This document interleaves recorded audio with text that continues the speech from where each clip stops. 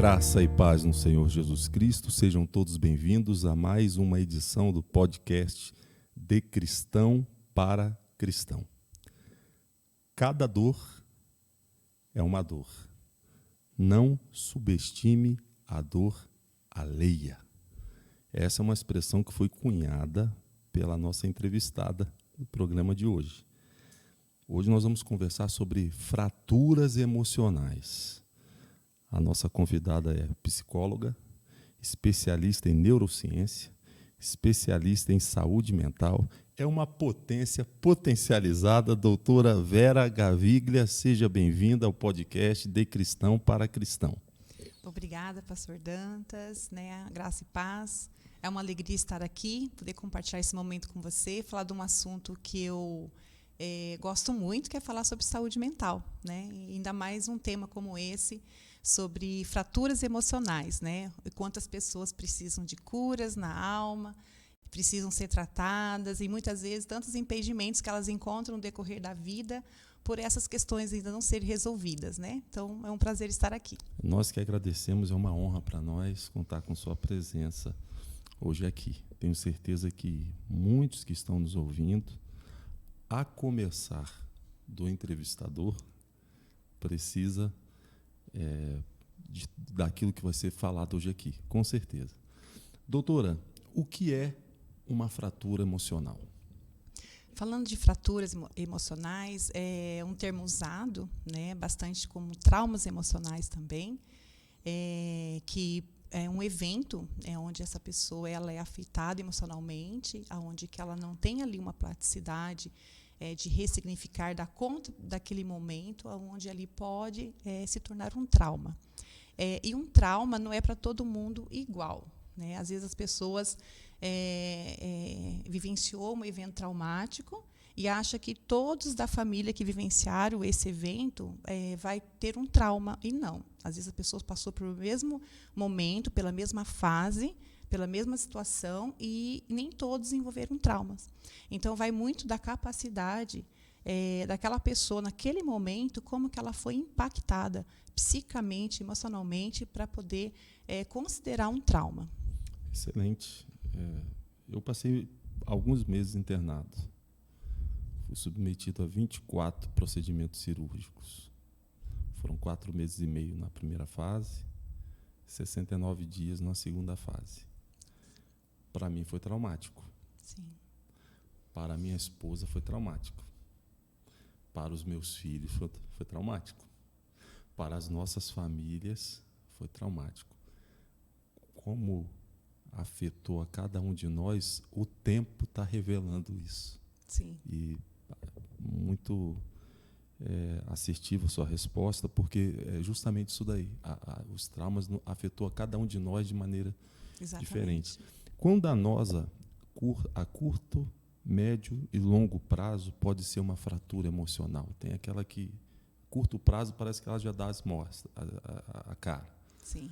Mas quão danosa a curto, médio e longo prazo pode ser uma fratura emocional? Se nós olharmos para o processo de desenvolvimento do ser humano, psicamente, quanto mais cedo essa pessoa for afetada emocionalmente, ela pode desenvolver traumas mais graves, como os transtornos mentais, Mesmo que ela tenha uma predisposição genética, se esse ambiente que ela convive, ela logo no início da vida, as consequências são muito maiores e quando ela é afetada na fase adulta ou na fase mais tardia. Então, quanto mais cedo tem esse contato com esse ambiente estressor, então ela vai desenvolver transtornos mais graves. Pensar assim, um recém-nascido, um bebê, e é uma fase muito importante. Então, se esse ambiente não for propício e realmente for traumático para essa criança, mesmo ela não tendo toda essa condição psíquica de entender, de compreender, que é até por isso que é mais afetado, porque não tem essa condição ainda de compreensão, nem de ressignificar, nem de entender, ela vai ser muito mais afetada. Então, o problema dela ter problemas mais graves futuramente é muito maior. Então, é muito difícil dizer, assim, questão de curto ou longo prazo, Mas, tanto uma pessoa, ela não tem uma predisposição, talvez, de ter um trauma, mas ela vai viver um relacionamento abusivo e, de repente, ela vive 20 anos com uma pessoa no relacionamento abusivo e isso vai desenvolver um trauma para ela e ela vai somatizar, né, ter doenças, ter problemas com depressão, ansiedade. Então, isso é um longo prazo e isso, como não foi, né, evitado isso antes, então, a longo prazo pode realmente ela ser afetada. E curto prazo, um acidente, como você colocou aí o teu caso em relação ao procedimento cirúrgico, tanto tempo internado, né, e que afetou a família toda pelo medo, né, o medo de perder você, o medo do resultado de tudo isso, o medo da família ficar desamparada, o tanto que eles depositarem em você essa segurança, né? Então, se nós perdemos a nossa segurança, onde que nós vamos ficar, onde nós vamos estar, né? Então, isso foi afetado psicamente, né? Todo mundo.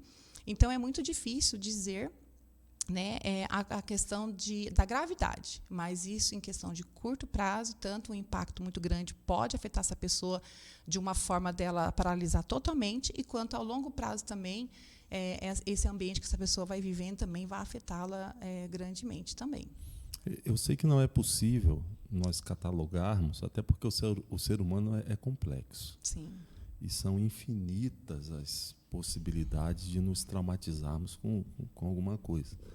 No entanto, a senhora que é uma profissional da saúde mental,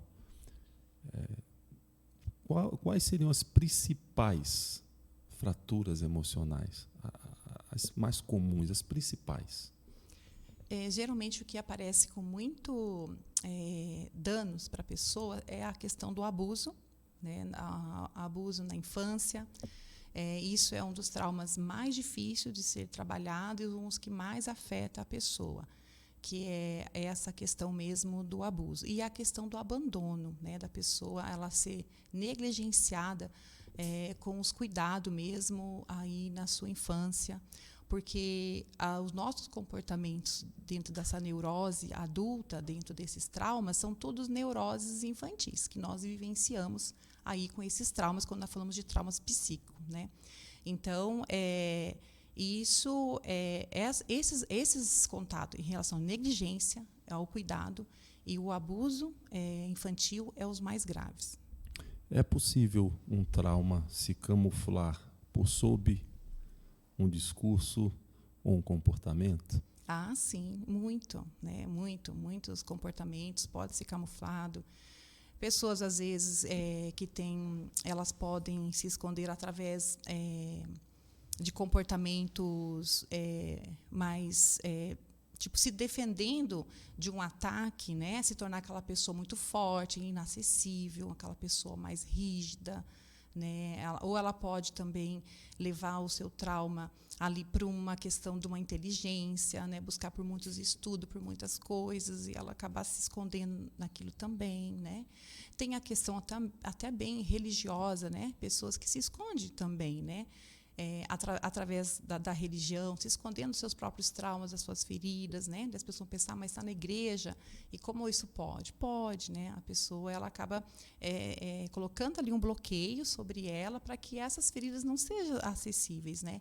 E também pode bloquear esse comportamento aí com os comportamentos em excesso. Tudo que você vê que tem uma sobra, um excesso, que não tem um domínio, que não tem ali algo que você vê que a pessoa não saiu do controle da pessoa, esse comportamento, você pode perceber que ali tem uma ferida, um trauma. Todas as fraturas emocionais ou traumas, eu não sei se eu posso usar como termos sinônimos, fraturas Sim. e traumas. Todos os traumas, eles são instantâneos mediante um estímulo externo, ou é possível haver traumas emocionais que ocorreram tal qual um osso que vai fragilizando, vai fragilizando até fraturar? Sim. É possível? É possível, né? Eu até penso uma pessoa que está numa família que são tóxicas, né? E essa pessoa, ela vai conviver naquele ambiente, né? E aquilo vai afetando ela, né? Eu vi aí lendo um livro e vi ali uma colocação que os camundongos, alguns bichos, né? Quando eles se sentem ameaçados, quando eles estão fora do seu ninho, com medos ou um barulho, eles voltam correndo para o seu ninho. É uma forma de proteção. Seja um ninho que eles são bem alimentados ou não, eles voltam para o seu ninho. E o ser humano, se ele é atacado, né, fora, ele vai voltar para o seu ninho também, né? Mesmo que seja um ninho tóxico, mesmo que seja um lar tóxico, ele vai buscar refúgio e segurança, mesmo nessa família que vai fazer tão mal para eles, né? Interessante. Culpa. Como lidar com a culpa? A culpa, ela é inerente ao ser humano como o pecado, né? Nós nascemos no pecado, a culpa também nasce com a gente por aí, né? E essa questão da culpa da pessoa não atender a sua expectativa e a expectativa do outro também. Então, gera aí muita culpa a pessoas quando ela tem essa sensação. E a culpa, da mesma forma que eu tenho que lidar com o pecado, né? Que a pessoa tem que lidar com a questão da obediência, com o limite, né?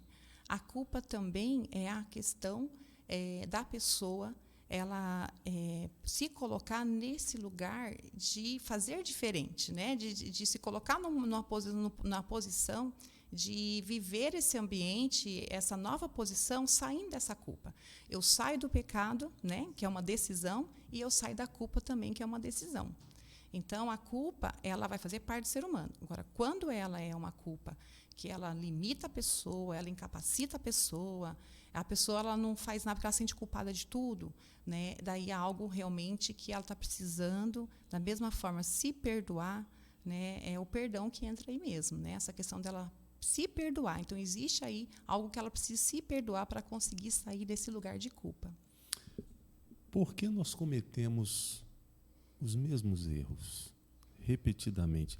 Eu sei que existem diferentes camadas de respostas para uma pergunta como essa. Por exemplo, se eu for abordado pela teologia, Paulo, lá em Romanos capítulo 7, vai dizer, eu quero fazer o bem, quando eu quero fazer o bem, eu descubro nos meus membros uma lei que me impulsiona a fazer o mal. E o bem que quero fazer eu não faço, o mal que não quero eu acabo fazendo. Miserável homem que sou.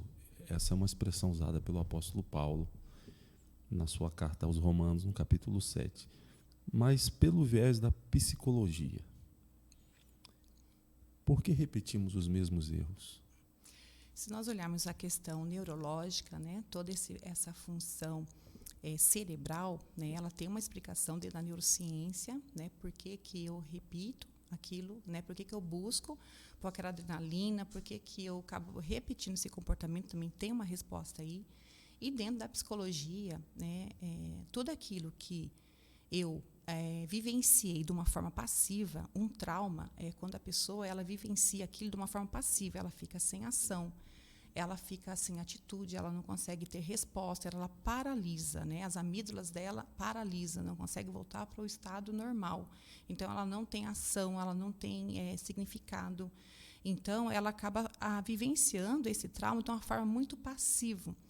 E quando repete, ela sai desse lugar passivo e ela começa a ser a assumir uma função ativamente, né? Então ela acaba reproduzindo aquilo que ela estava vivendo passivamente, ela começa a ser ativa naquela repetição.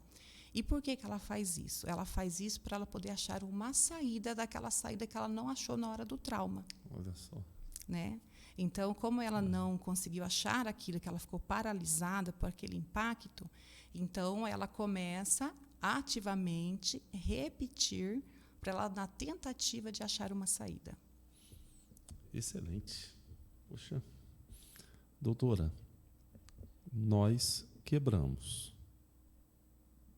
Nós não somos pedras. Nós sangramos, nós sofremos, nós choramos. Só pedras não sofrem. Costumo dizer que pedras existem, mas pedras não vivem. Nós vivemos. E pode ser que haja pessoas que estejam nos assistindo agora que estão quebradas, fraturadas, traumatizadas, e estão ouvindo a senhora. Como prosseguir apesar de, seja lá qual for o apesar de? Sim. É uma situação bem difícil, porque cada um tem uma história de vida, né? Cada um tem aí toda uma construção psíquica dentro desse comportamento, né, de repetição também, de trauma, de dor, né? Então, a pessoa ela acaba encontrando ali uma força de sobrevivência. Por mais que seja difícil, né, a pessoa olhar para aquele comportamento de dor, né, mas, às vezes, aquela situação, mesmo sendo difícil para a pessoa, é a única forma que ela tem de vida, né? É a única maneira que ela tem como existir, né? Então, e às vezes, muitas vezes, isso é alimentado. E às vezes não é eu, o profissional, não é o pastor, que vai tirar a pessoa de um sofrimento, mesmo sendo algo, né, pesado, até de dizer, como assim, né, Vera? Mas às vezes é o único alicerce que ela tem. É a única fonte de suprimento que ela tem. É aquele sofrimento, né? Então, apesar de, né, a pessoa ela continuar, né, renovando a sua mente, né, trazendo esperança, porque o que nos faz caminhar, o que nos faz querer viver, o que nos faz a gente querer continuar, é quando ainda existem sonhos, né, quando ainda a gente acredita, quando a gente ainda tem esperança. Então, se acaba a esperança, se tira os sonhos, então eu não vou querer viver mais, né? Então, a pessoa tem que alimentar a esperança, os sonhos, ela tem que renovar a mente dela com coisas boas, ela tem que trazer coisas que são possíveis de ser realizadas. Eu não posso isso, mas eu posso aquilo. Eu não posso fazer isso, mas eu consigo alcançar aquilo. Então, ela tem que substituir por coisas que ela pode fazer. E uma coisa assim que é do ser humano, algo que é muito bom, que geralmente as pessoas elas têm, que é o poder de sublimação, né? Porque às vezes a pessoa ela não consegue realizar alguma coisa e ela sublima para outra, né? Até esses dias meu filho estava conversando comigo, contando de um livro que ele estava lendo, e ele falando assim que uma jovem ela sofria bullying na escola. E ela ali foi muito agredida pelos colegas em formas de palavras tal, e ela não conseguia reagir naquele momento, não conseguia se defender, a família não defendeu. E quando na adulta ela virou uma policial, né? Ela virou uma policial e ali ela defendia a comunidade, a cidade, né? Então ela sublimou a sua dor de uma forma de uma defesa que ela não tinha no passado, mas ela conseguiu adquirir uma defesa para aquele momento, né? Então ela sublimou de uma outra forma, mas eu poderia talvez não conseguir ter esse poder de sublimação e daí eu adoecer e ficar muito doente, né? Então, o poder do ser humano, né, dentro de uma neurose sadia, é eu conseguir sublimar os meus traumas, minhas dores, as minhas insatisfações, as minhas frustrações, né, eu conseguir colocar outras coisas que são possíveis. A senhora falou uma palavra que, para mim, é uma das palavras mais belas do nosso vocabulário. Esperança. Sim. Inclusive, o nosso segundo livro tem esse título, Fragmentos de Esperança. Realmente, quando falta esperança, fica difícil da gente até prosseguir, né? Sim.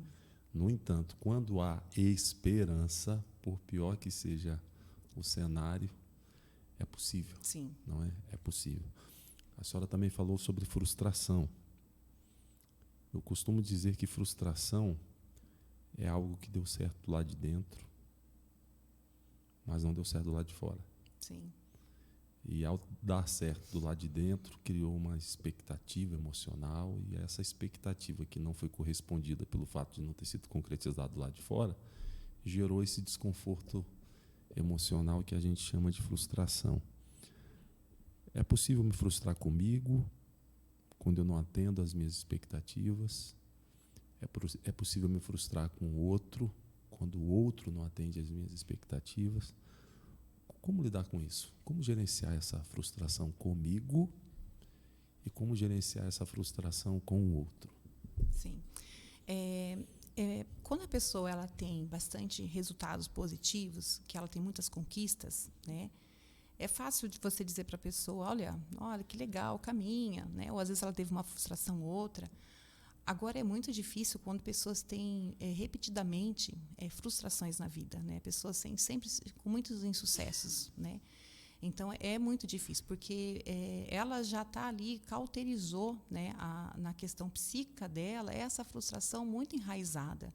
Então, ali acaba virando um sofrimento crônico. E a pessoa, às vezes, ela acaba se auto-sabotando e nem tendo outras iniciativas, outras ideias, porque ela desacredita nela, né? Então, ela acaba limitando ela para poder ter novas experiências, né? Então, como lidar com as frustrações?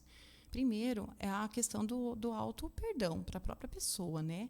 É dela poder olhar para ela e conseguir aceitá-la como ela é. Porque, muitas vezes, a gente quer que o outro nos aceita, que o outro me valoriza, que o outro, né, acredita em mim, mas eu mesmo não acredito em mim, eu mesmo não me aceito. Então, ela precisa dar oportunidade para ela, essa pessoa que se sente frustrada. Ela precisa dar oportunidade. E isso, quantas vezes for necessário. Ela precisa dar oportunidade para ela, enquanto ela tiver vida. Ela tem que dar oportunidade para ela. Ela tem que ser a primeira pessoa a abrir portas para ela, a dar oportunidade para ela, né? Então, tem que ter ali uma confiança nela, ela mesma por ela, né? E quanto às minhas frustrações no outro, né, enquanto eu depositar a minha confiança no outro, realmente eu vou me frustrar, porque o outro vai falhar comigo, né? Porque o outro vai trabalhar buscando a sua expectativa, né? Igual você pensar, você vai se esforçar, você vai batalhar, você vai buscar para realizar a sua expectativa. Então, a sua família, sua esposa, seus filhos vão acompanhar o seu desejo. Porque você está sonhando, está olhando várias possibilidades e você vai caminhar pensando nas suas realizações. E a sua família vai acompanhar o seu desejo ali, né? Então, você está caminhando. Então, se a tua esposa ficar pensando, olha, o Dantas, né, ele não realiza as minhas vontades, o Dantas não está aqui comigo, o Dantas, né, alguma coisa assim. Então, a pessoa, ela tem que também ter os sonhos dela, ela também tem que ter as objeções dela, ela também tem que ter as conquistas delas, porque daí aquilo que ela sonhar e querer conquistar, você também vai acompanhar elas nos sonhos delas, na conquista dela, porque é o outro leva o outro para o seu desejo, né? Não é o contrário, as pessoas querem que o outro adivinhe o seu desejo. Não é assim, né? A gente conduz o outro no nosso desejo, né? Então, a gente tem que sonhar, tem planos, conquistar. Por isso que a gente tem que ter uma vida onde você se sente realizado, porque senão você deposita muito no outro. Quando a minha vida é frustrada, eu não consigo sentir realizações, então o outro fica responsável por me dar este lugar de satisfação. E daí isso também não é justo com o outro, porque cada um vai buscar para aquilo que está internalizado, não para o que está internalizado no outro. Perfeito. Gente, eu estou me sentindo em meio a uma sessão de terapia. Eu não sei se você consegue ter essa percepção que está nos assistindo aí em casa. Doutora, vamos falar sobre surto psicótico. Aproveitar que a senhora é especialista em tudo aqui. O que é surto psicótico? E será que o surto psicótico poderia ser encarado como uma tentativa de aliviar a dor? Sim, né? Muitas vezes, às vezes pode ser visto o surto como algo, que horror, né? É uma coisa assim, para quem está de fora, mas é uma tentativa realmente de aliviar uma dor, né? A pessoa ela não suporta aquele momento, às vezes até um trauma, como a gente falou, que é uma fratura emocional, de repente um impacto muito grande, né? Teve casos de pacientes que eu atendo que aconteceu, o paciente, né, perdeu, o vô era referência, né? O vô era tudo, que fazia o lugar do pai, que fez a função da mãe, aquele vô que acompanhava, aquele vô que dava vida, e esse vô faleceu, né? E essa pessoa já para ter uma predisposição genética, né, em relação à questão da sua construção psíquica, então não suportou essa perca e teve um surto, porque a dor foi muito grande e uma dor que ele não foi capaz de suportar. Então, o surto ele acaba sendo uma saída, uma florafusão fora, né, para aliviar aquele momento de tensão. É a mesma coisa, eu dou um exemplo, quando uma pessoa ela bebe um monte, né, pessoas que bebem e de repente elas vomitam porque elas estão tão bêbadas. E elas vomitam, mas elas vomitam por quê? Porque para elas não entrarem em coma alcoólica. Então, o próprio corpo, ele acaba fazendo uma defesa para aquela pessoa, para limpar aquele organismo. O surto é uma defesa para a pessoa que está em sofrimento, né? É uma proteção para ele ali, para aliviar aquela tensão, aquela dor. Eu acho fantástico isso. Sério, eu acho fantástico. Eu estava conversando com a doutora aqui antes de nós começarmos a entrevista e eu fiz uso de uma expressão que eu encaro a psicologia como essa tentativa de nós enxergarmos o outro com os olhos do outro. Interessante essa sua observação. O surto como uma tentativa de aliviar a dor. E Sim. quando nós, que estamos de fora, temos consciência disso, é possível olharmos aquele que está surtando com compaixão. Exatamente. Com compaixão, porque na medida que a gente não consegue enxergar o outro com os olhos do outro, qual o padrão de medida que a gente usa? Minhas emoções, Sim. meu mundo. Mas na medida que eu entendo que ele tem uma dor e que ele pode estar tentando aliviar a dor dele, a forma que ele encontrou, foi, ainda que inconsciente, mas tenha sido esta, fica mais fácil de eu ajudá-lo e me compadecer dele. Sim. Como é que eu sei que uma pessoa está com um transtorno depressivo? Por que é importante essa pergunta? Porque tenho consciência de que transtornos depressivos carecem de um cuidado, carecem de uma terapia, carecem muitas vezes de um fármaco, carecem de um acompanhamento, carecem de uma atenção. E muitas vezes, tal qual a febre, alguém que está com febre, a temperatura está elevada, a pessoa está com frio, tal, etc. Isso são sinais. Sim. É um sintoma de alguma outra coisa. Pode ser que alguém que esteja com um transtorno depressivo esteja emitindo sinais e a gente não está percebendo. E a pessoa está ali emitindo sinal, mas a gente não está percebendo. Então, a senhora vai nos ensinar a perceber agora. Sim, né? Realmente, assim, é bem grave, né? Porque é um transtorno que lhe traz mais incapacidade em questão laboral, em tudo, né? Até relacionamento, né? Que é a depressão. E muitas vezes nós enxergamos a depressão como aquela pessoa deprimida, aquela pessoa que não tem ânimo para nada, aquela pessoa mais triste. Nem sempre é assim, né?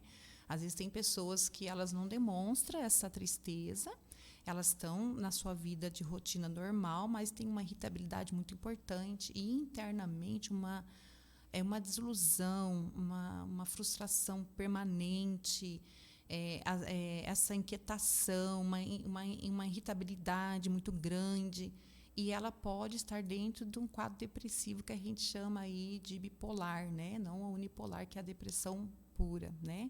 Então, às vezes, não é depressão, porque a pessoa vai para trabalhar, ela é animada, ela limpa a casa, ela faz isso, e às vezes pode estar sim, né? Ser um quadro depressivo aí.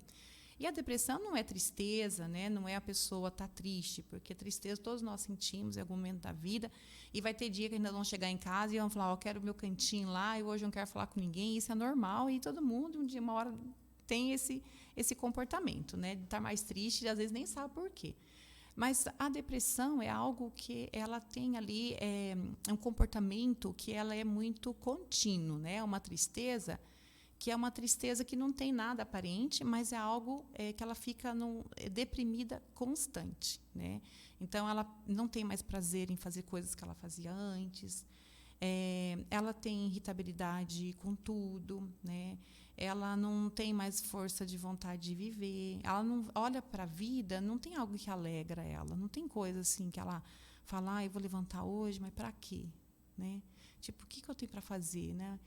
Mas tudo perde a graça, não tem graça ir para a igreja, não tem graça ir para o trabalho, não tem graça para nada, né? E às vezes as pessoas, a depressão, a pessoa ela perde vontade de tudo, não é só de ir na igreja, né? Que às vezes as pessoas, parou de vontade de ir na igreja. Não, às vezes a pessoa não tem vontade de fazer nada, né? Ela não quer ter contato com as pessoas, ela não quer estar com ninguém. Então, ela tem uma remissão de si muito grande, né? Ela olha para ela como se ela já fosse um fracasso, como se ela não tivesse nada de valor para entregar, nada de bom. Então, esse sentimento, para quem é depressivo, é muito constante, né? Essa sensação de desvalor, né, de não ser importante. Então, tanto na terapia, quando às vezes eu acompanho alguns psicólogos, eu falo que quando um paciente depressivo ele demonstra alguma reação que já de melhora, você não pode nem falar assim, epa, que maravilha, como você está bem, porque senão ele pensa, nossa, eu sou muito má mesmo, que eu estou enganando até o psicólogo, né? Então, você não pode nem demonstrar muita assim, expectativa, porque para ele não tem tratamento, não tem saída para ele. Por isso que tem tanto suicídio, né? Cada dor é uma dor. Essa é uma expressão sua. Às vezes tenho a impressão que nós estamos cada vez mais insensíveis à dor do outro. Pergunto, como ouvir com empatia? É uma tarefa árdua, né? Que a gente vê aí como que tem muita dificuldade as pessoas compreender o outro realmente com a sua dor, né? Saber que cada um tem a sua dor, né? E umas coisas que às vezes a gente vê muito às vezes as pessoas uma pessoa começa a falar da sua dor, o outro começa a falar da dor maior ainda, né? Começa a virar uma competição de dor, né? Não consegue nem ouvir o outro. A empatia, em primeiro lugar, começa com eu conseguir ouvir a outra pessoa, né? Porque às vezes a pessoa ela não está disposta nem a querer ouvir, né? Ela não está pronta para ouvir o que o outro tem para dizer. Então a pessoa ela já começa a falar em cima, ela já começa a querer, a pessoa começa a falar assim, eu não estou bem. Ela fala, não, mas olha, confia que vai dar tudo certo, e bate na irmã e sai andando.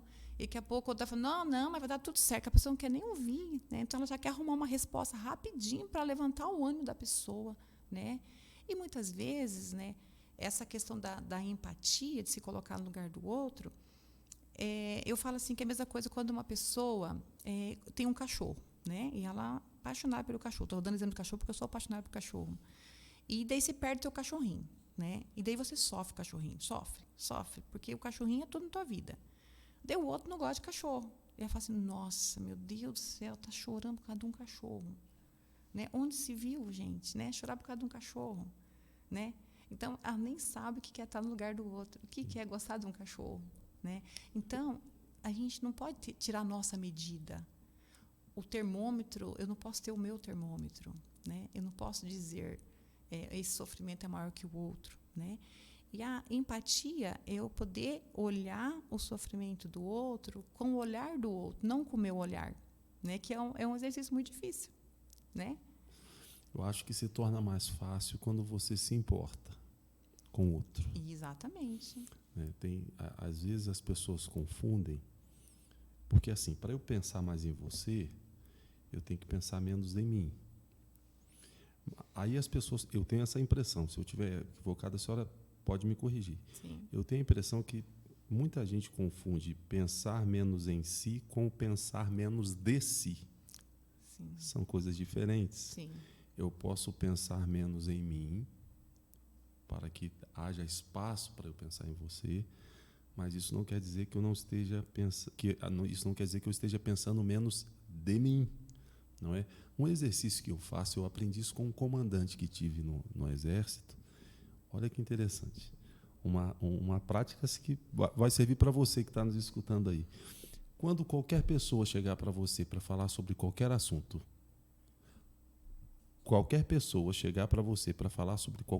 por mais trivial que seja, faça pelo menos 3 perguntas sobre aquele assunto para a pessoa. Ótimo.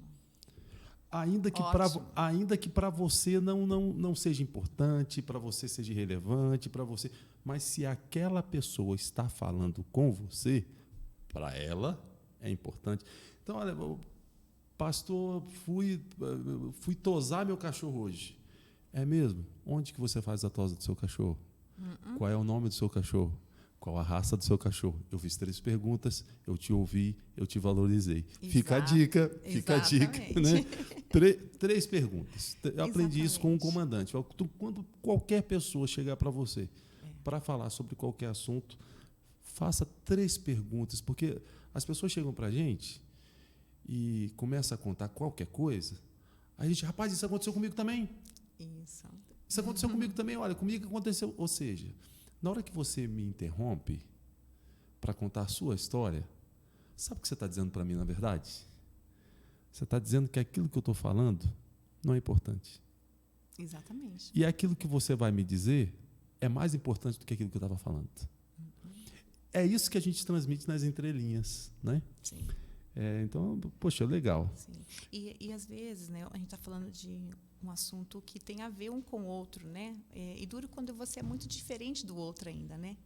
E que é essa empatia que também tem que estar conosco, né? Independente. Sim, sim. Porque às vezes quando o outro é diferente, é difícil aceitar, né? É verdade. É verdade. Tem gente, por exemplo, que o pessoal até faz uso daquela expressão, não, acho que o meu santo não bateu com o santo dele, não. Exatamente. Não é? Ah, não, fala muito alto, fala demais. Ah, não, achei ele meio com a cara meio esquisita. Não é? Exatamente. Entendi, perfeito. É possível um fraturado emocional cuidar de um fraturado emocional? Olha, eu falo até mesmo para a psicóloga que ninguém consegue. Eu falo que todos os psicólogos têm que fazer terapia, né? Que não é uma coisa que é pedido na graduação, mas nem todo mundo faz. Mas teria que ser algo assim primordial. Por quê? Se eu tenho algo na minha vida que não foi tratado, eu vou enroscar com o paciente naquela área, né? Não quer dizer que a pessoa não vai poder ajudar alguma pessoa que está ela tem uma fratura e a outra pessoa também tem. Mas se chegar a algum ponto que é a mesma fratura, iguais, ela vai enroscar, porque é o mesmo ponto cego, né? Então, as duas estão no mesmo ponto cego, então ali não vai sair do lugar, ali elas não vão evoluir, elas vão enroscar ali e não vai haver cura para nenhumas partes, né? Então, só que é muito difícil, às vezes, a pessoa às vezes quer curar o outro, mas às vezes ela não consegue ver nem a sua própria ferida, né? Então, ela também é difícil. E às vezes só para uma autoanálise ali, a pessoa poder ver esses comportamentos, igual você perguntou, esses comportamentos que denunciam, né? Que às vezes você vê que o comportamento da pessoa está denunciando que algo não está legal, mas às vezes não procura por ajuda, né? Para poder ver o que está enroscando, o que esse comportamento está denunciando. Então, se eu não tratar, eu vou querer tratar outras pessoas, só que eu vou enroscar com elas. Então, se eu trazer um paciente na minha frente, a demanda que ele trouxer na minha clínica for demandas que eu não estou curada, eu vou enroscar com ele. Né? Top. Doutora, só Deus sabe quantas pessoas estão nos assistindo, quantas vão nos assistir e qual é o estado emocional que elas se encontram. É possível que haja pessoas que estejam nos assistindo agora que estejam fraturadas emocionalmente por diversas causas. É possível que pessoas que estejam nos assistindo agora convivam com alguém que está fraturado emocionalmente, por diversas causas. Eu lhe pergunto, que palavra a senhora daria para aquelas pessoas que estão te ouvindo, que estão com traumas emocionais, e que palavra a senhora daria para aquelas que convivem com quem está com algum trauma emocional? Sim. Tem um versículo bíblico que fala que o amor encobre multidões de pecados, né?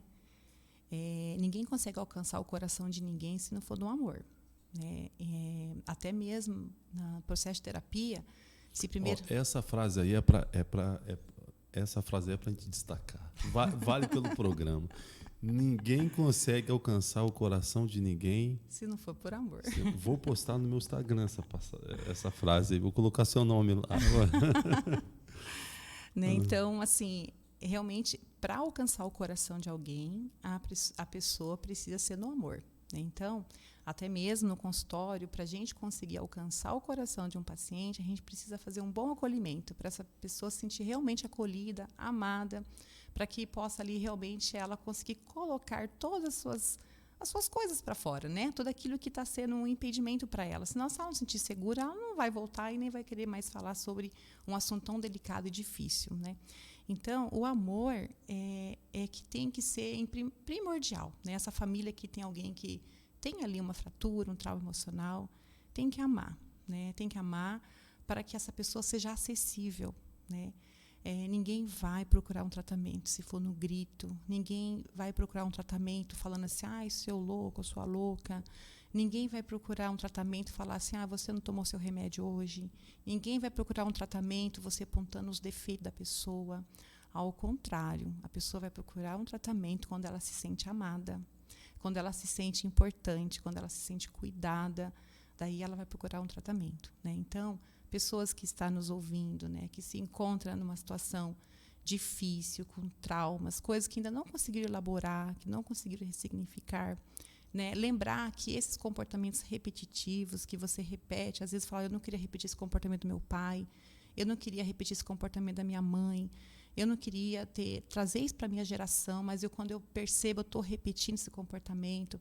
É porque esses eventos que você vivenciou foi tão traumático para você e que você não conseguia ter uma resposta naquela época, você não conseguia interpretar o que houve com você naquela época. Então, você precisa hoje repetir de uma forma ativa para que você ache uma resposta. Então, a sua tentativa, na realidade, é achar uma resposta para a sua dor. É achar uma resposta por essas repetições que talvez traga insucessos, talvez traga doenças, talvez traga separações, brigas, agressões, né? E que você está no caminho certo, né? Mas que você precisa procurar por uma ajuda profissional, muitas vezes. Porque, às vezes, é necessário para que você consiga desenrolar tudo isso, né? E conseguir achar uma nova posição ativa, mas sem precisar repetir esses comportamentos. Perfeito. Doutora, a senhora vai ter a oportunidade agora de falar sobre suas redes sociais, sua clínica, seu telefone, se assim desejar. Quem quiser procurá-la, buscar ajuda, fique à vontade para divulgar aí seu trabalho e etc. Se a senhora atende online, só presencial. Se tiver alguém lá de outro estado que esteja nos assistindo, poxa, gostei da entrevista, quero ligar para ela. É possível ter uma consulta à distância, online? Como é que é? Fique à vontade. Sim. Então, meu nome é Vera Gaviglia, né? Deve estar aí já, né, colocado. Sou psicóloga clínica, eu atendo online, atendo presencial aqui em Londrina, Paraná. Eu sou da clínica Vivamente, aqui de Londrina, trabalho ali com várias psicólogas profissionais, tanto da área infantil, familiar, todas as áreas, somos uma equipe grande ali, né? Eu faço um trabalho também com mulheres, né, que estão querendo sair de traumas familiares, né, ciclo de repetições. Eu também faço mentoria para psicólogos que precisam aprender a fazer manejo clínico e fechar um psicodiagnóstico. Então, eu trabalho com essas linhas também. E o meu telefone é o 9984-6996, o DDD 43 de Londrina. Muito obrigado. Muito obrigado por seu tempo, muito obrigado por essa sessão de terapia que tivemos aqui.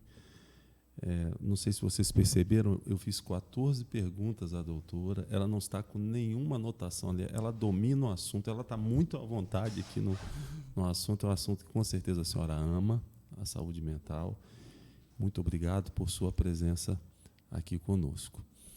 Que o amor de Deus, a graça de nosso Senhor e Salvador Jesus Cristo, a comunhão e as consolações do Espírito Santo seja com você, não só hoje, mas para sempre. Até o próximo podcast, se assim Deus permitir. Beijo no coração, Deus abençoe.